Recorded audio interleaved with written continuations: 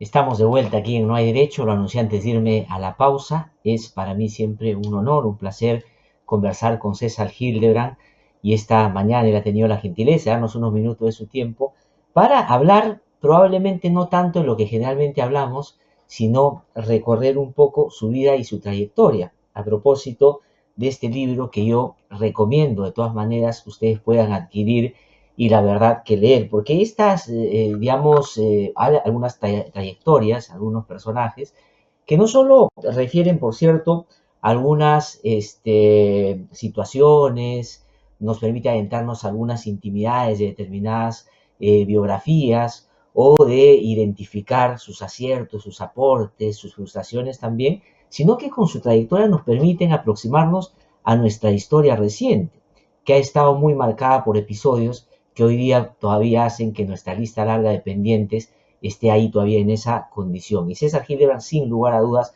es una de esas personas, uno de esos personajes. Pero quiero resaltar antes de conversar con él que no solo en una publicación de esta naturaleza hay que tener una persona nutrida de experiencias y cosas que contar, sino que hay que ser virtuoso para saber preguntar y encontrar aquello que queremos mostrar del personaje. Quiero resaltar también en ese sentido el trabajo que ha hecho Rebeca Is, porque estas confesiones, este recorrido por la vida de César Hildebrand es en base a un conjunto de entrevistas que se hacen durante algunos años y la verdad ha terminado con una historia muy bien consolidada. César, ¿cómo estás? Qué gusto saludarte, muy buenos días. Hola, gracias. ¿Qué tal? Como siempre, bien, confortable, contigo, No, muchas y con tu gracias libro. por darnos minutos de tu tiempo.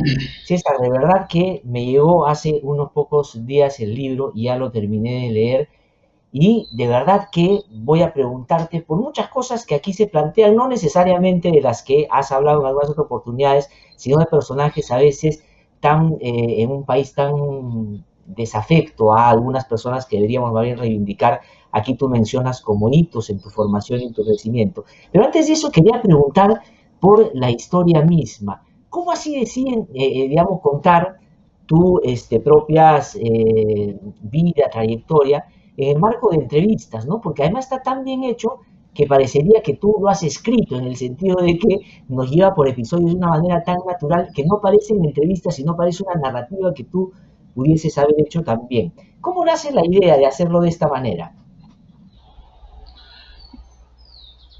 Conversando un día respecto de lo que podían ser, digamos, mis hipotéticas memorias, conversando con Rebeca, que además es mi socia, que además es mi esposa, que además es, digamos, la persona central de mi vida, llegamos a la conclusión de que lo mejor sería una entrevista. ¿Y quién mejor que ella, que me conoce desde hace 20 años?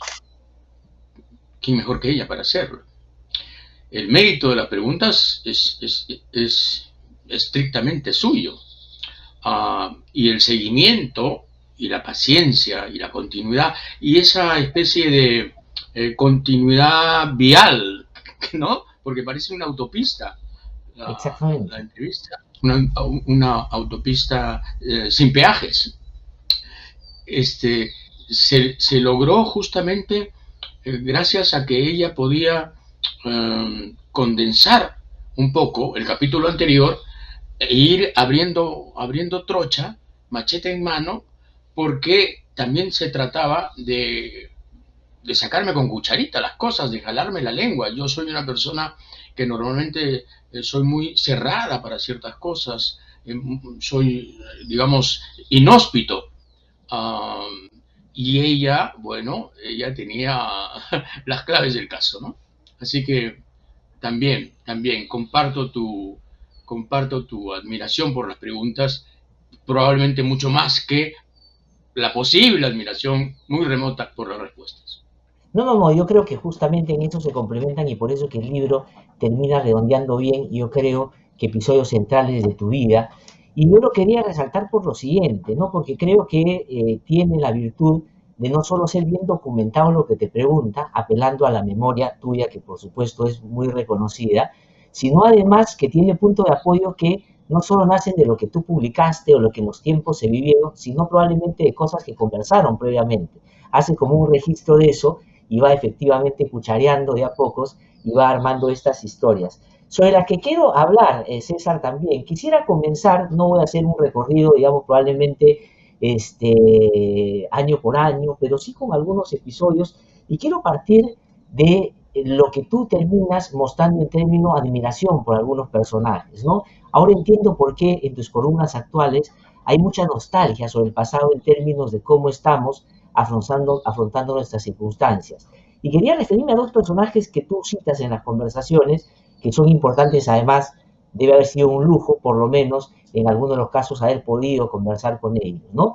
Por ejemplo, dices, Basadre es insustituible, ¿no? Nadie lo ha podido sustituir hasta ahora.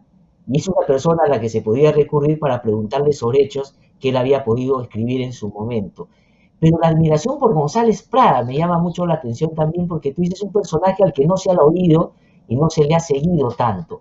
¿Por qué a veces somos tan, digamos, indiferentes con lo que nos pudo hacer mejor como país en términos de los aprendizajes que lamentablemente no tenemos en nuestra lista?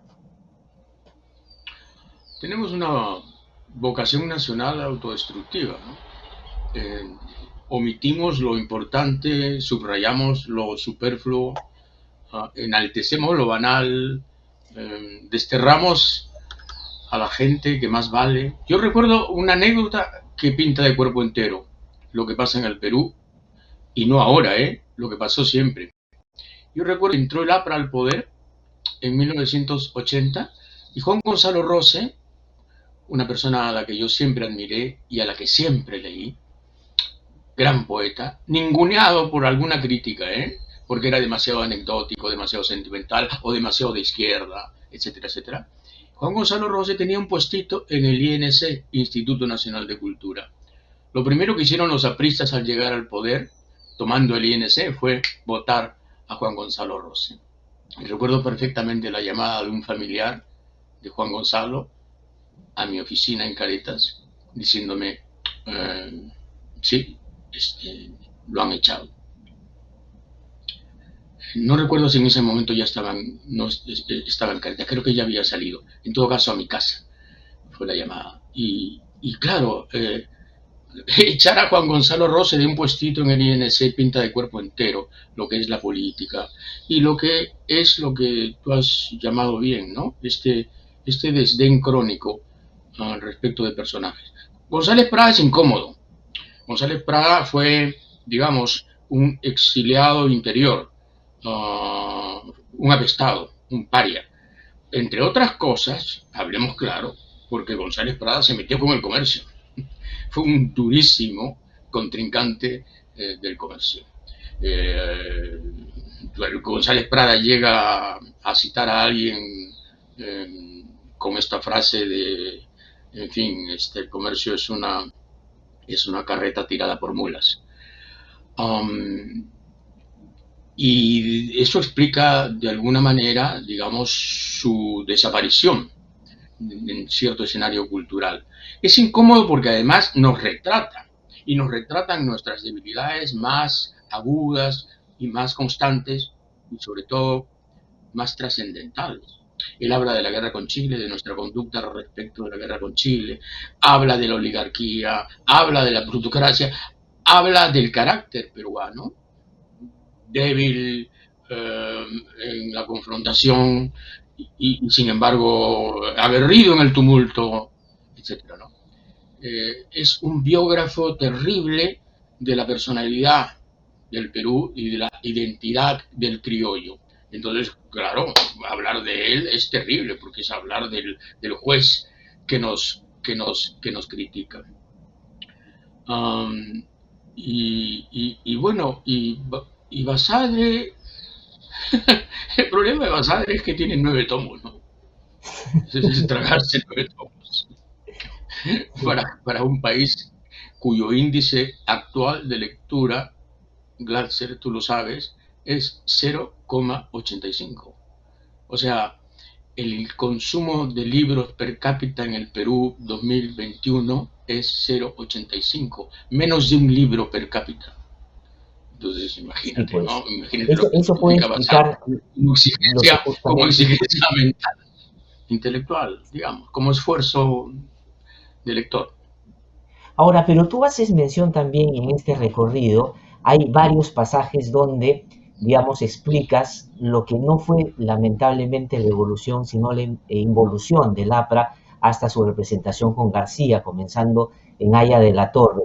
Porque en esa lógica, por ejemplo, en la disputa y las peleas con el comercio y cómo trató este al APRA también, tú hablas de Haya de la Torre, por ejemplo, una persona que admiraba a González Prada, ¿no es cierto? Concretamente, inclusive a sus escuelas populares les puso, digamos, y vinculó los dichos de González Prada y sus acciones también. Pero hoy eso sería imposible, por ejemplo, con lo que queda del APRA y cómo ésta se ha ido degradando también en el contenido. Y otra cosa que quiero incorporar ahí tiene que ver con el anticomunismo actual, ¿no? Para referirme al APRA que tú describes, que era marxista en sus orígenes y tan, digamos, dialogante con José Carlos Mariate. Y después dices también que la izquierda termina llevándose a esos intelectuales y termina delineando, digamos, un perfil distinto al que el APRA termina sometiendo, digamos, a las urnas después, ¿no? ¿Por qué ha pasado ese tránsito a la decadencia, digamos, en un episodio que no ha sido tan largo, si lo vemos, digamos, con una perspectiva más histórica?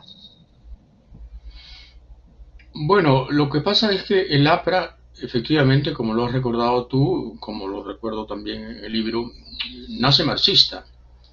Y en todo caso, su destino era convertirse en una suerte de opción socialista democrática, opción socialista en libertad.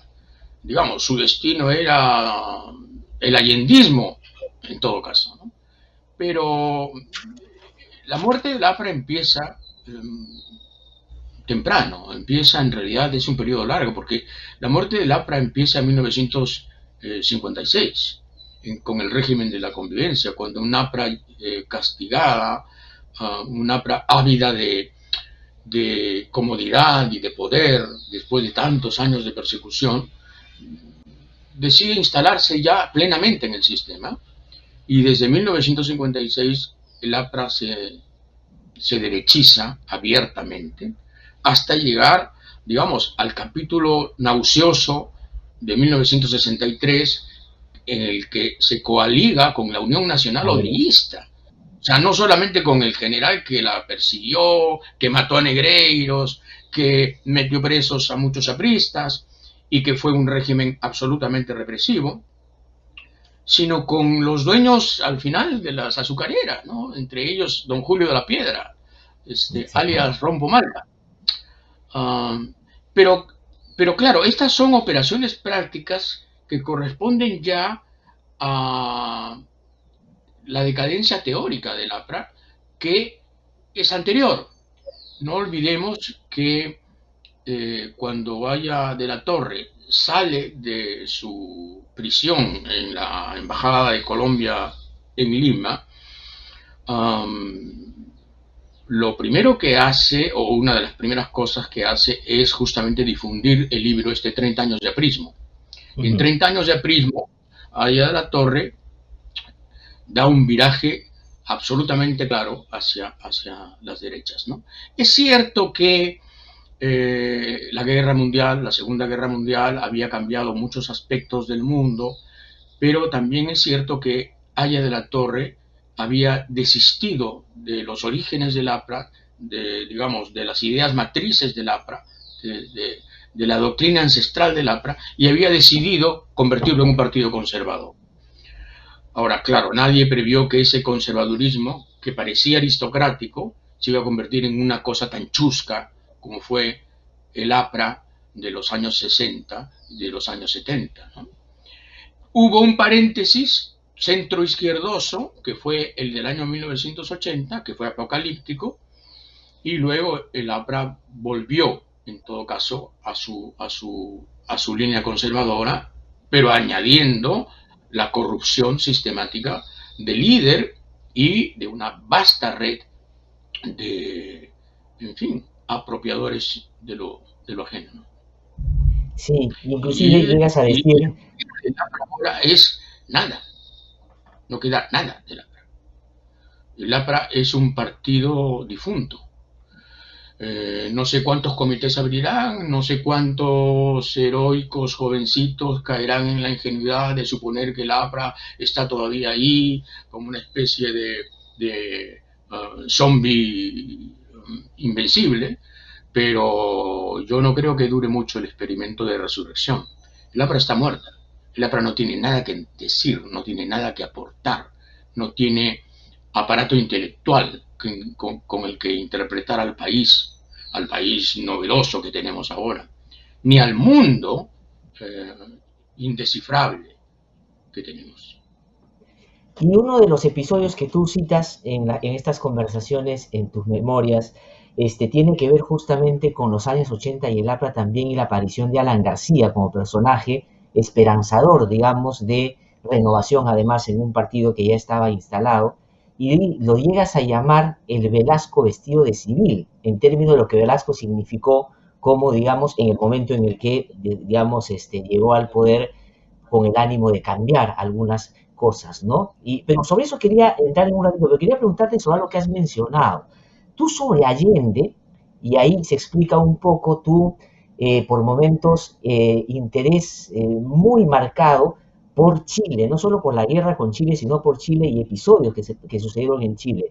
Allende, sobre Allende dices, no solo que lo admirabas, sino que lo llegaste a amar. Amé a Allende, dices. ¿Por qué ese vínculo con Allende en su contexto, por supuesto? ¿Qué pasaba en el mundo en ese momento que alentaba a jóvenes como tú a, digamos, interesarse por lo que pasaba en América Latina?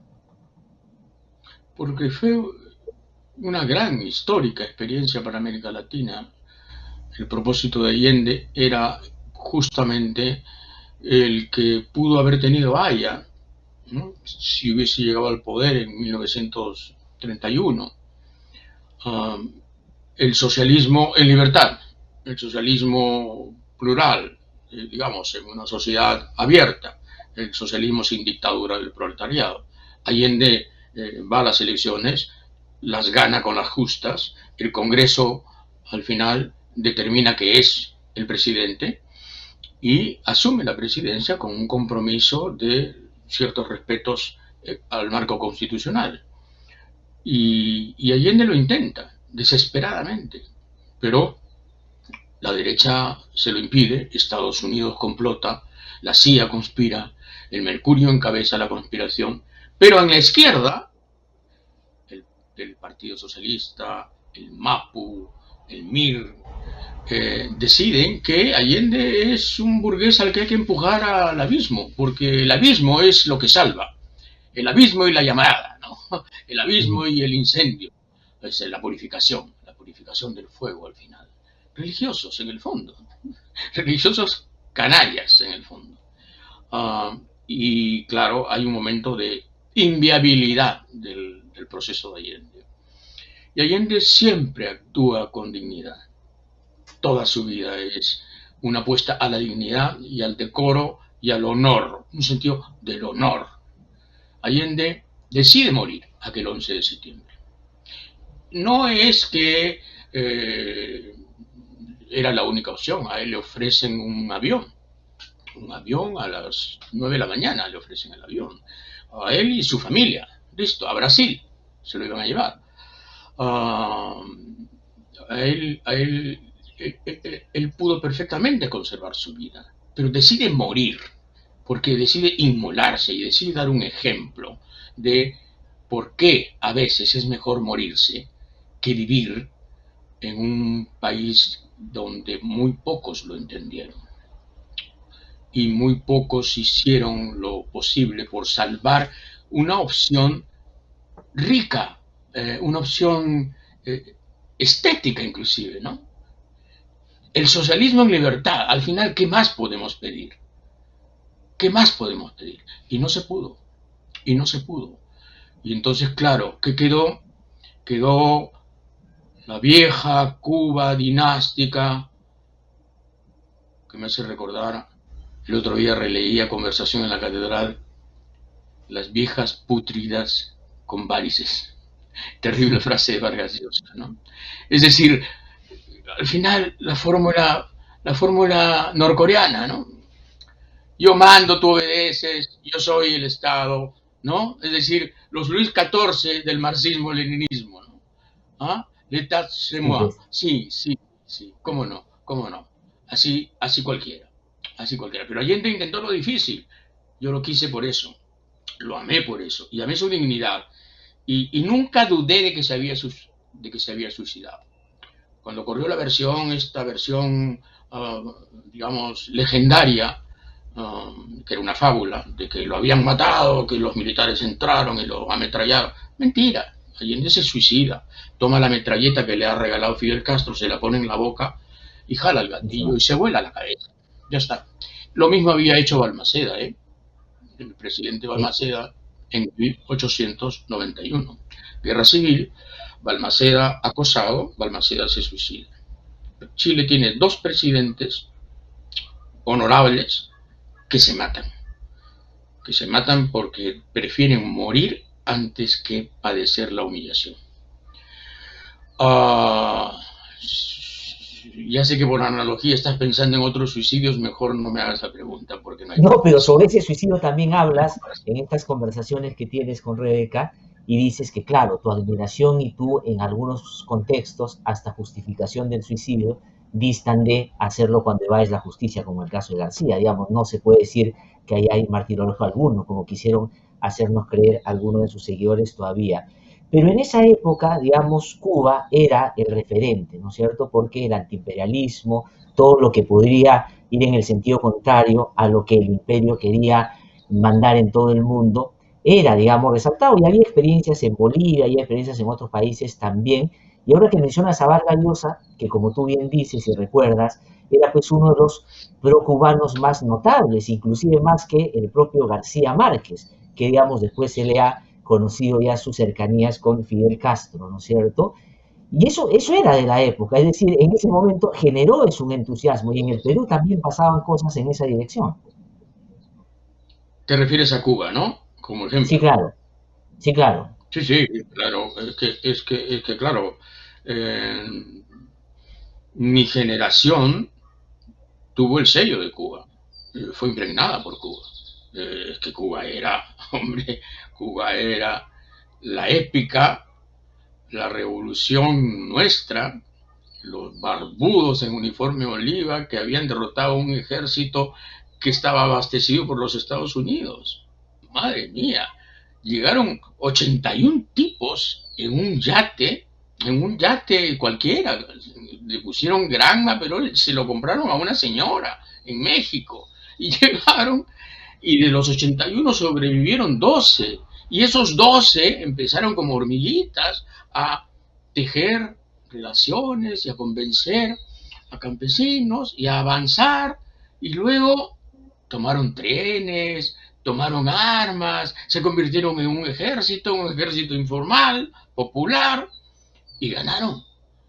Y quién no iba a admirar a esa gente, porque esa gente además no prometía la dictadura, esa gente prometía la libertad, esa gente justamente nos libró de Batista, que era un zángano, uno de los más grotescos dictadores de América Latina, ¿no? Un ladrón absoluto, un ladrón que se llevó, se calcula, 300 millones de dólares de esa época en el Mm. avión en donde jugó aquel 1 de enero de 1959. Muy bien, entonces, ¿cómo no admirar a Castro? Y lo primero que hizo Castro fue la reforma agraria y reformó la hacienda de sus padres. Lo primero que hizo, entonces más admiración todavía, madre mía, este tipo es extraordinario. Y claro, y vinieron los otros cambios y vino el enfrentamiento con Estados Unidos, la expropiación de la ITT y la expropiación de las empresas azucareras bajo dominio norteamericano y las expropiaciones digamos, de todo el conglomerado yanqui, incluyendo, desde luego, lo que la mafia tenía en La Habana, que era básicamente casinos y hoteles. Entonces, claro, más admiración. Ese es el hombre que se enfrenta al poderoso Estados Unidos, una islita a 150 kilómetros de Miami, a 90 millas. Y claro, vino después la gran decepción, ¿no? Pero hasta 1900 yo diría hasta 1971, Cuba fue un referente moral, emocional y político para mi generación. En 1971, creo que es una vieja, es un viejo argumento este ya, en 1971 nos damos con, digamos, la convicción de que esto ya es irreversible. El estalinismo se ha instalado en Cuba, Ujú. el estalinismo que ha estado peleando año tras año por prevalecer, y digamos hay una corriente que se le opone, pero ya hay muchos indicios de que el estalinismo se ha convertido en el predominante.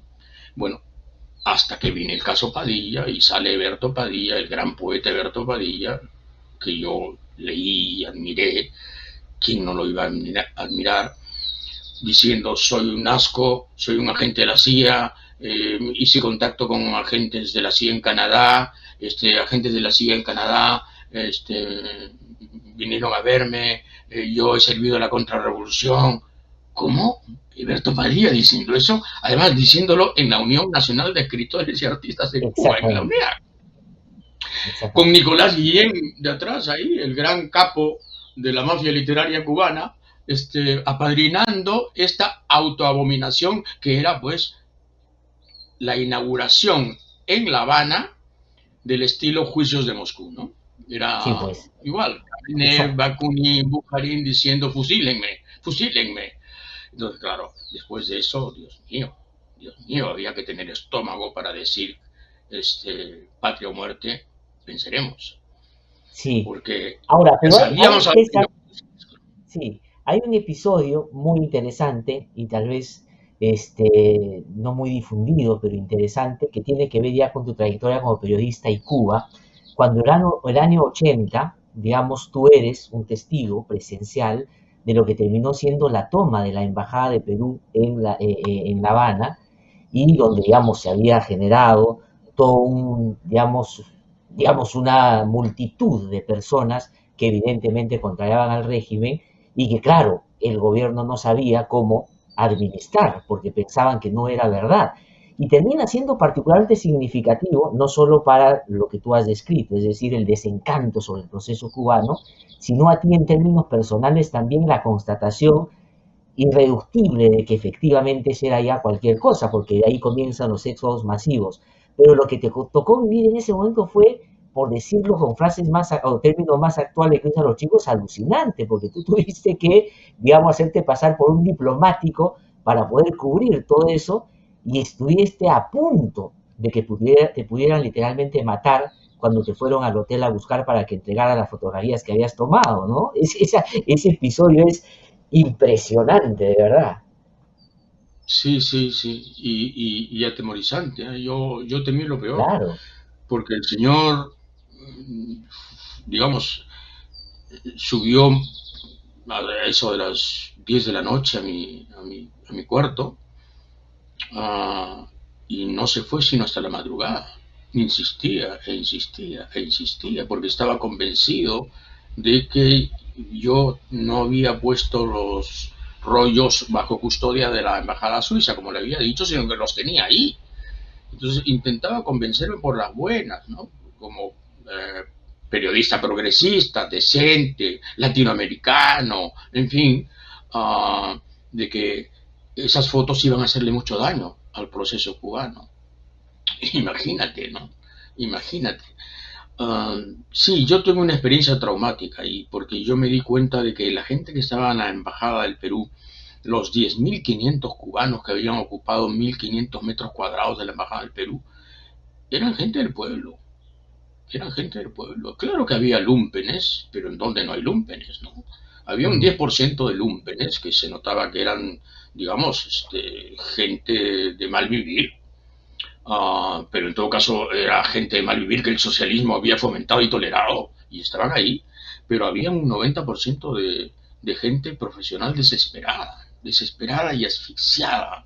Yo conversé una vez con una señora en el Hotel Habana Libre, el ex Habana Hilton, y, y yo vi el terror en ella.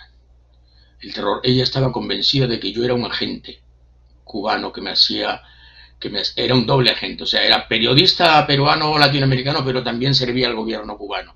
Entonces, no podía hablar, se negaba a hablar, se refugiaba en el silencio. Yo le hacía preguntas y ella me miraba con sospecha, con temor y con asco. Estaba convencida. Me demoré 2 horas en convencerla de que yo era un periodista peruano, pero vi el miedo. Primera vez que Sí, vi pues. el miedo. Personificado, tangible, asible casi. Y ese es el miedo que produce una dictadura, desde luego, desde luego. Y claro, el socialismo no se imaginó así, ¿verdad? No No, imaginamos un pues, de socialismo ninguna así. manera. De ninguna Que, manera. Y que, tú lo dices que, también se en varias de sustente, estas que se conversaciones. sustente en el terror, que se sustente en el terror. Pero, pero si uno revisa a Marx y si uno revisa a Lenin, y ya no te digo a Stalin, ¿no? Que apenas era ágrafo y que le escribían libros que él firmaba. Pero si uno revisa a Marx y a Lenin las fuentes, la dictadura está ahí, está implícita en sus escritos. La dictadura surge de ahí. No hay cómo negarlo. Ahora hay gente que dice, no, no, el marxismo es mucho... Sí, sí, es cierto, el marxismo es mucho más que eso. Es una interpretación materialista de la historia y es un estudio maravillosamente genial del capitalismo. Sí, sí, pero digamos, la matriz dictatorial está allí, desde luego, Sí, desde luego. claro. Y ya no... Y tú dices sobre Marx, claro, que era también uno de los imprescindibles, y sigue siendo para entender efectivamente la historia, pero era aburrido pero imprescindible, que había que leerlo porque era necesario, digamos, identificar esa mirada y ese punto de vista también. Me quedo un ratito en lo de tu particular interés por los episodios, digamos, que se presentan en el marco de la guerra con Chile, ¿no? Y ahora entiendo con más razón, digamos, sigo con mucha frecuencia o he seguido todo lo que tú has con esfuerzo buscado y publicado sobre esto, pero dices tú que lo que más te impactó y tal vez te subleve y te indigna en ese episodio de la historia de nuestro país es el papel que cumplió la clase dominante, ¿no? El racismo, la mezquindad, la falta de grandeza, el desdén, digamos, la falta de coraje y sobre todo la deslealtad con el país, ¿no? ¿Cómo así? Porque dices desde los 1979 hasta ahora sigue la clase dominante compartiendo todavía alguna de esas características. ¿A qué te refieres concretamente? a la, digamos, para decirlo en breve, porque no quisiera aburrir con respuestas largas, veo que estoy prolongando respuestas. Um, la clase dominante en Chile construyó un país. La clase dominante en el Perú saqueó un país. Esa es la gran diferencia. La clase dominante en Chile construyó Chile. No hablo de sus victorias, ¿eh? No hablo del ejército chileno. El ejército al final, es un producto de la clase dominante. En cambio, la clase dominante nuestra se dedicó al rentismo. Claro que sí. Desde el guano para adelante, todo fue eso. Antes, por supuesto, antes fue la gran corrupción de Echenique, ¿no? La gran corrupción de Echenique, donde los que ni siquiera habían combatido por la independencia sacaron millones, millones de esa época. La mitad de las fortunas del Perú salieron del fraude de Echenique, la consolidación que se llamó. Es decir, el fraude de cobrarle al Estado sacrificios que no se habían hecho por propiedades que no se habían entregado, por caudales que ni siquiera habían existido, y de esas cobranzas nacieron muchas de las fortunas que prevalecieron a lo largo del siglo XIX. Uh, la convicción patriótica, que suena ahora tan nerd, ¿no? Que nerd, que antiguo suena, por Dios, qué sarcófago está hablando. No, la convicción patriótica en Chile es contemporánea, es actual, está viva. Tú vas a Chile y sientes que los chilenos tienen un vínculo sentimental, orgánico, umbilical con su país. Los chilenos son uterinamente chilenos. Ujú. Hombre, da un poco de envidia. pregúntale a un peruano promedio qué siente por el Perú y te va a decir, no nos ganan arriba Perú, Gareca y en fin. Pero, pero, pero claro, la pregunta es, ¿qué sacrificio harías tú por el Perú? Eso se vio mucho en la guerra, ¿no? Cuando el ministro Quispe, ministro de Hacienda, propone un impuesto urgente para poder justamente solventar la guerra, ya la estábamos perdiendo, el Congreso dice no, y deciden que no haya aumento de impuestos en plena guerra, demostración clarísima de lo que somos, de lo que fuimos, y por qué resulta que al final de todo, cuando ya hemos perdido la guerra formalmente, cuando los chilenos están aquí y el señor Patricio Lynch, el virrey, como le llamaban, se instala en Palacio y iza la bandera con la estrella solitaria en plena plaza de armas, muy bien. Al final, ¿quién saca la cara? ¿Quién pelea? Un ayacuchano de apellido vasco, segundo apellido, el vasco, don Andrés Avelino Cáceres, Dorregaray, ¿no? ¿Y con quién combate? Con unos cholos maravillosos, con unos indios maravillosos, que lo siguen y lo llaman taita, y están ahí sacrificándose, y son fusilados por la espalda en Huamachuco. Ese es un dato bien interesante, César, ¿no? Porque los fusilan de espalda y cuando Herrera te pregunta por qué, porque tú has seguido mucho esa parte de la historia, era porque, claro, no los ponían ni siquiera a la categoría de enemigo digno, es decir, eran los cholos, pues efectivamente. Cáceres en ese sentido representó, claro, digamos, formal, a los grupos huancaínos, claro, que venían el pretexto que da Gorostiaga, que es el oficial que ordena el fusilamiento por la espalda después de Huamachuco, es que son montoneros, no son ejército regular. Claro. En realidad, lo que les dolía es que esos montoneros durante 3 años habían aterrorizado al ejército chileno. Y lo habían hecho en varios lugares, sobre todo en Concepción. Nunca perdonaron los chilenos lo de Concepción, ¿no? Que un ejército de campesinos desarrapados, muchos de ellos con armas blancas, lanzas, es decir, les hicieron lo de Concepción, ¿no? O sea, la derrota absoluta de un batallón. Pero en fin, Chile demostró ser un país y el Perú demostró ser un conato de país. Y el problema con el Perú, Glatzer, querido, es que sigue siendo un conato de país. No somos todavía un país. Somos una nación en tránsito y siempre estamos en la víspera de ponernos de acuerdo sobre algunas cosas. Pero siempre estamos en una antesala. Es la antesala eterna, ¿no? La novela del Perú es la antesala eterna. Y duele, pues, subleva, fastidia, pero eso nos obliga a seguir luchando. Y ojalá que los jóvenes de mañana entiendan este mensaje, ¿no? Entiendan el mensaje de que si no pelean, esto va a seguir así. Es más, se va a agudizar. En fin. Sí, hay una parte de la conversación o de la publicación donde hablas o te preguntan sobre por qué no terminaste metiéndote en política, digamos, abiertamente, ¿no? Y tú lo que dices es, yo he hecho política desde el periodismo, digamos, haciendo un trabajo comprometido. Y hay, digamos, en todo tu discurso, en todas tus alocuciones y tus respuestas, digamos, un vínculo sartreano ineludible, ¿no? En esta lógica de vincularse con las causas populares.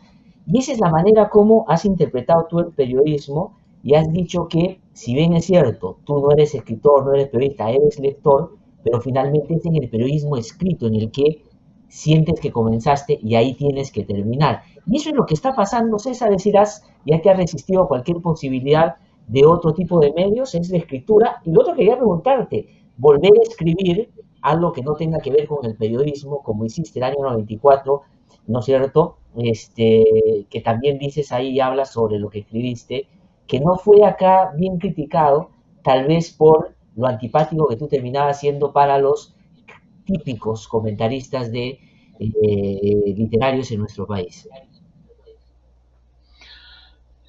En algún momento también creo haber dicho que cuando tuve que opté por el periodismo y, digamos, traicioné lo que podía ser La literatura. camino hacia la literatura, ¿no? Um, yo tengo yo tengo la convicción de que el periodismo te absorbe tanto que te impide hacer cualquier otra cosa, um, si es que lo tomas en serio. Y entonces esta traición a mi vocación literaria se dio porque el periodismo eh, era para mí era para mí una urgencia, una demanda. Eh, eh, y la literatura, en todo caso, era un camino evasivo, egoísta, largo, para el cual seguramente no hubiese tenido la paciencia del caso. En todo caso, no me arrepiento de haber optado y, y creo que en muchas de mis columnas he intentado escribir lo mejor que puedo para precisamente, digamos, acercar el periodismo por lo menos a una escritura decente, que eso es algo que yo siento que se ha estado perdiendo en los últimos tiempos. No sé si lo logré, lo dirán los críticos, lo dirán los lectores, lo dicen los lectores, lo critican los críticos, no lo sé, no lo puedo decir yo, pero que lo he intentado, sí lo he intentado.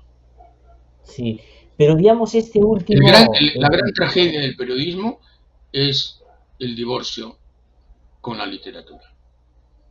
La sí, gran pues, tragedia del periodismo es eh, no tener a Abraham Valdelomar escribiendo todos los días, no tener a Mariátegui, no tener a Sánchez, no tener a mucha otra gente que enriquecía la cotidianidad, ¿no?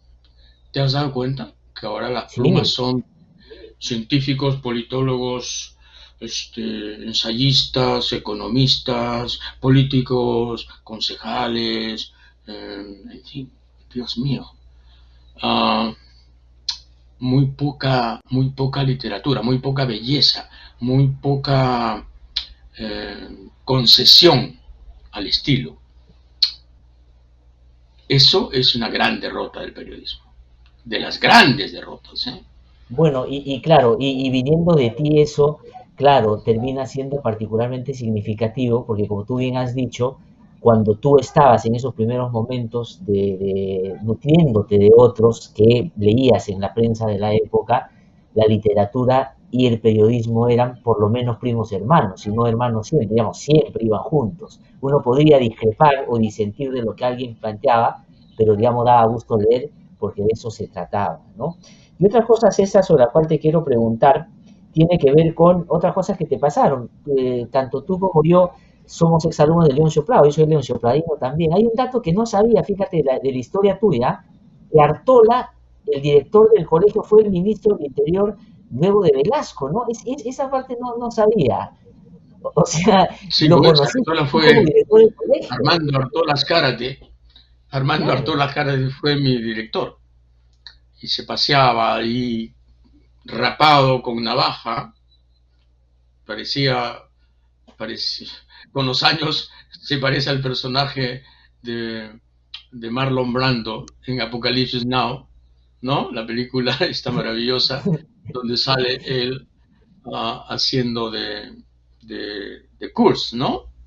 De Kurtz, el loco que se ha instalado en una Sí, sí. selva a desafiar al mundo.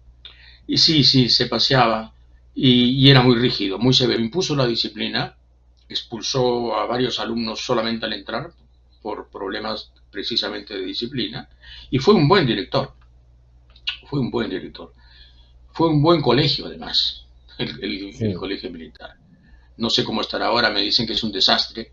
Hace muchos años que es un desastre al parecer, pero cuando yo estuve, y probablemente cuando tú estuviste, era un magnífico colegio, porque nos enseñaban los autores de los textos, porque sí, la claro, imprenta del Colegio Militar Leoncio Prado era la gran imprenta abastecedora de los textos exactamente. escolares. Y ahí, justamente, Humberto Santillán Arista, un montón de gente que hacía los textos Eran los profesores. generales, enseñaban ahí. Yo Sí, tuve tengo muy buenos recuerdos del colegio y de sus profesores, de la calidad de sus profesores. Germán Buse de la Guerra, por ejemplo, emparentado con los de la guerra de los Miro Quesada, profesor de geografía, inolvidable, ¿no? Maravilloso profesor. sí, no, y Sí, además, sí, sí. pero yo creo que en estas confesiones hay, pues no se puede abordar todo en una conversación, pero sin duda hay un recorrido por tu niñez, por tus vínculos familiares, por el colegio, por los amigos, por tus inicios en el periodismo, donde resaltas figuras que no están en relieve, por ejemplo, cuando se habla del buen periodismo en el Perú, hablas de Castro Arenas, que por ejemplo no se habla mucho, ¿no es cierto?, de Raúl Villarán, que trabajaba en Última, es decir, hay personajes que deberían ser más referidos, por decirlo de alguna manera, independientemente a que uno podría haber tenido otras formas inclusive, ¿no? O el propio Si Tealco, las su vida escuelas de personal, periodismo, que era, ¿no? digamos, muy bohemia además. Si las escuelas de periodismo tuvieran un poco más de respeto por los antecedentes, lo harían, ¿no? Sí, pues, Porque Raúl Villarán fue el gran inventor de la prensa popular, el exactamente. gran inventor de la prensa popular. Raúl Villarán, digamos, inventó Última Hora, el primer diario, el primer diario en jerga del Perú. Y se reunió de gente talentosísima. O sea, los titulares en jerga más célebres de Última Hora no los hizo un periodista, los hizo un abogado, Luis Loli Ujú, Roca. Luis exacto, Loli fue el que puso chinos como cancha en el paralelo 38, cuando estábamos al borde de la Tercera Guerra Mundial, ¿no? En la Guerra de Corea. exactamente. Exactamente. Sí, Y Mario Castro fue un gran director, el fundador del diario Correo, por encargo de banquero, y, y, y bueno, un intelectual de polendas. Lo que pasa es que en un momento dado eh, se fue a Panamá, se fue a Panamá de embajador y se enamoró y se perdió. Es uno de los desaparecidos. No sé dónde está Mario Castro, no sé si vive, no sé si sobrevivió, no sé en qué boat anda, sí, pues. pero se le extraña. Era un No, y hay, magnífico, digamos, magnífico periodista hay y varios muy bueno. momentos en los que hablas sobre los orígenes de Sendero, sobre, digamos, la mediocridad de Asesina de Guzmán, quién hace que Guzmán y Sendero tengan finalmente esa presencia que tuvieron y tanto daño le hizo al país, lo de García, lo de Fujimori. Es decir, un recorrido por la historia reciente del país que yo creo valdría la pena revisar con más detenimiento. Solamente quiero hacerte una pregunta más vinculada a la coyuntura, porque has sido tú, digamos, una persona que ha venido desde tu trinchera señalando al gobierno algunas cosas que, digamos, claramente no está haciendo bien, ¿no?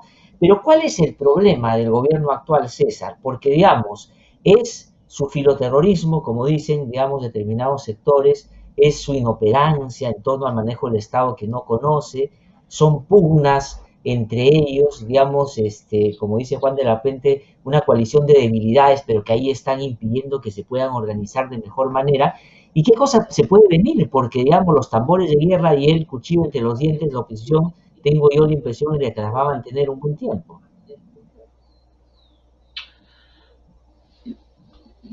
Mira, después de las últimas horas ya es como para pensar que la anarquía se ha apoderado del gobierno. Ya ni siquiera se trata de contradicciones secundarias o rectificaciones banales o roces de personalidades y de egos, sino se trata de saber qué diablos está pasando y quién está gobernando. O sea, lo que ha hecho el señor Bellido con el canciller no tiene nombre. Eso es lo que puede pasar en la directiva de un club de segunda división de fútbol cuando los han goleado. Es decir, es inadmisible que el señor Bellido, que no puede votar al ministro de Trabajo, decida que se tiene que ir el ministro de Relaciones Exteriores por decir algo tan evidente como que no hay que reconocer a nadie en Venezuela hasta que las conversaciones de México, digamos, instigadas también por Noruega, lleguen a un desenlace. Hombre, es lo más elemental que hay. No, pero entonces ocurre que nos enteramos por Maduro que Castillo se ha reunido con Maduro para repatriar a 42.000 del 1.400.000 venezolanos que hay. No había dicho nada, recién lo sabemos gracias al señor Maduro. Resulta que el primer ministro le dice al canciller que si quiere se puede ir, y mientras tanto, toda la bancada serronista, digamos, se aparta del gobierno de Castillo con una serie de proyectos que no han pasado por el Ejecutivo y que no se sabe si Castillo aprueba o no aprueba. Esto se llama anarquía, esto es caos, esto es desgobierno. Y entonces, si el señor Castillo no entiende que esto no puede continuar, es que no entendió nada. Y yo lo que veo es, si esto prosigue, yo veo simplemente el fin de un gobierno, la brevedad de un gobierno que se ha acabado su propia tumba. Sí, pues tiene que dirimir el presidente, efectivamente, porque no puede estar frente a tanto descontrol. César, lamentablemente el tiempo se me ha acabado, vamos a tener seguramente algunas otras oportunidades, un gusto siempre tenerte, de verdad que he disfrutado muchísimo el libro, de verdad que he recorrido la historia del Perú de una manera, como tú bien dices, como una pista de aterrizaje lo más amigable posible, y creo que eso es bueno en un momento como este en el que hay que revisar lo que ya nos ha pasado para que no se nos repita, porque hay varias cosas aquí que la realidad o la coyuntura todavía nos insinúa, en otros casos nos enrostra. Te agradezco muchísimo por esta conversación, te felicito de verdad por estas confesiones, esta memoria, este libro. Recomiendo a quienes nos siguen, por supuesto, que lo compren y lo lean. No tengo la menor duda que va a ser así, y nos encontramos en algún otro momento. Muchas gracias, Glasser. Buena suerte. Hasta luego. Que te vaya muy bien. Un fuerte abrazo. César Hildebrand ha conversado con nosotros el día de hoy y para mí, como siempre, ha sido un gusto. Espero que ustedes hayan disfrutado de esta conversación que apenas perfila un poquito de lo que usted va a encontrar en este magnífico libro. Confesiones de un inquisidor, César Hildebrand en diálogo con Rebeca Diz-Rey de Penguin Random House. Está en todas las librerías. Usted lo puede adquirir. Suscríbete a nuestro canal de YouTube, búscanos como IDL Radio y activa las notificaciones para ver No Hay Derecho en Vivo. Síguenos en Facebook, búscanos como IDL Radio y activa las notificaciones para ver No Hay Derecho en Vivo.